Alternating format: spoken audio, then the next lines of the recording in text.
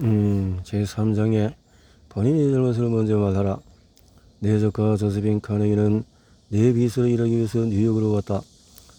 당시 조세핀은 19세였다. 고등학교를 졸업한 지 3년이 되었고 사회 경험은 전무했다. 지금이야 그녀는 서구에서 가장 실력 좋은 비서 중에 한 명이 되었지만은 처음 내 비서직을 맡았을 때만 해도 백지 상태에 가까웠다. 하루는 조세핀에게 야단을 치르다가 이런 생각을 했다. 잠깐만 이봐 데일 카네기, 잠깐 있어봐. 너는 조세핀보다 나이를 2배나 먹었지. 그리고 사회 경험은 1000배 정도 많이 해서 어떻게 조세핀이 너와 같은 관점, 판단력 그리고 진취성을 가지기를 바랄 수 있어? 그나마도 그렇게 대단하지도 않은데. 그리고 이봐, 너는 19살 때 뭘 했지? 내가 했던 터무니없는 이런저런 실수와 잘못을 잊어버린 건가? 솔직하고 공정하게 그 사실을 고려하자. 조세핀의 타율이 내가 그녀의 나이에 가졌던 것보다도 우수하다고 결론을 짓게 되었다.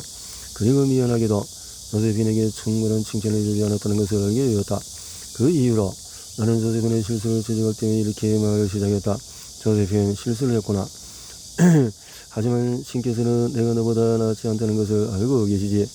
사람은 판단력을 가지고 태어나는 것이 아니라 경험을 통해서 얻는단다. 그리고 너는 내가 내 나이였을 때보다 잘하고 있어. 나는 정말 멍청하고 어리석은 일들을 저질러서 너는 물론이고 그 누가 되었던 비판할 자격이 없단다. 하지만 이렇게 하는 것보다는 저렇게 하는 것이 더 현명한 것 같지가 않니? 비판하는 사람이 겸손한 태도로 본인 역시 완전하지 않다는 사실을 인정하는 것으로 시작한다면 장황한 전설을 듣는 것도 크게 어렵지가 않다. 세련된 기품의 베르나르트 폰 벨로우는 1909년에 이러한 자세를 취해야 하는 분명한 필요성을 배우게 되었다. 벨로우는 독일 제국의 총리였다. 당시 왕좌에는 빌헬름 2세가 앉아있었다. 황제에게는 불순한 빌헬름, 오만한 빌헬름, 독일 최후의 황제 빌헬름 같은 별명이 있었다. 그리고 놀라운 사건이 벌어졌다. 황제에 입에서 믿을 수 없는 유럽 대국을 뒤흔들도 못해서 온 세상을 떠들썩하게 만들 일련의 폭발음을 만들어낸 것이다. 그것으로도 모자라서 황제는 사람들 앞에서 어리석고 독선적이며 터무니없는 발표를 했다. 그 발표는 황제가 영국의 손님으로 초청된 동안에 일어났는데 황제는 데일리 텔레그래프가 그 발표 내용을 찍어내도록 되도록 직접 허락해 주기까지 했다.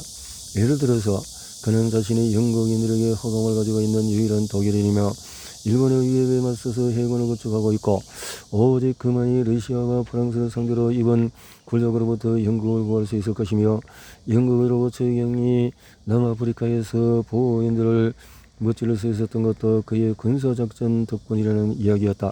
지난 100년의 역사를 살펴본데도 평화롭던 시기에 유럽의 황제 입에서 그와 같은 말이 나온 적이 없었다. 마치 벌집을 쏟아놓은 듯이 유럽 대륙 전체가 시끌벅적했고 영국인들은 격분했으며 독일의 정치인들은 경악했다. 모두의 반응에 전전긍긍하기 시작한 황제는 제국의 총리로 했던 폰 빌로에게 비난의 화살을 대신 받아달라고 했다. 폰 빌로가 책임을 지고 황제에게 그런 말을 하라고 자신이 조언했다고 말해주기를 원했던 것이었다. 폰 빌로는 얘기를 제기했다. 하지만 비하 독일인이든 영국인이든 누군가 황제께 그런 조언을 했다고 믿을 만한 사람은 없을 것 같습니다. 하지만 그 말을 한 즉시 폰 벨로는 자신이 중대한 실수를 범했다는 것을 깨달았다. 황제가 불같이 화를 내었던 것이다. 황제가 소리쳤다. 당신은 나를 멍청한 당나귀로 여기는군. 당신이라면 절대 저지를 수 없는 실수를 하는 사람으로 말이야. 폰 벨로는 그가 황제를 비난하기 전에 칭찬을 먼저 했어야 한다는 것을 알았다. 하지만 이미 엎질러진 물이었기에 그는 차선을 택했다. 그는 황제를 비난한 뒤에 칭찬한 것이었다. 그리고 그것은 기적 같은 결과가 나왔다. 폰 벨로는 공손하게 답했다. 전혀 그런 뜻이 아닙니다. 대학에서는 많은 부분에서 저를 능가하시죠. 해군과 육군에 관한 지식은 물론 자연과학에도 마찬가지입니다. 황제께서 기압계나 무선 전신 또는 렌트겐선에 관해서 이야기할 때에는 저는 강탄하며 경청하곤 한답니다. 저는 자연과학이나 화학물리학과 관련된 분야에 대해서 창피할 정도로 무지합니다. 단순한 자연현상도 설명하지 못할 정도이지요. 하지만 그 대신에 역사에 관해서는 조금의 지식을 가지고 있고 정치 분야, 특히 외교 분야에서 유명한 역간의 자질을 가졌는지도 모르겠습니다. 폰 벨로의 칭찬에는 황제는 헐떡 웃었다. 폰 벨로가 황제를 칭찬하며 자신을 낮춘 덕이었다.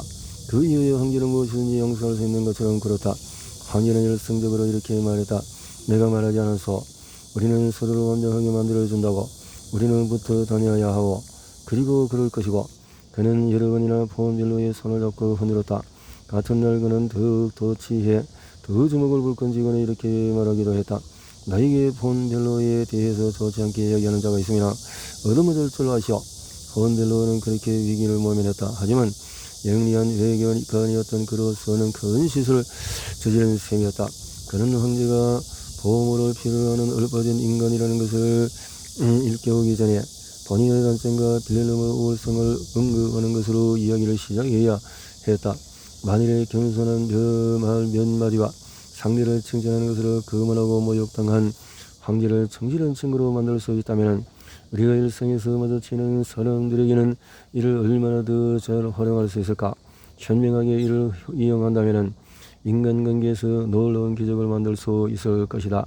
따라서 상대방의 감정을 상하게 하거나 원한을 쓰지 않고 사람을 변화시키는 방법은 다음과 같다. 다른 사람을 비판하기에 앞서 자신의 실수를 먼저 이야기하라.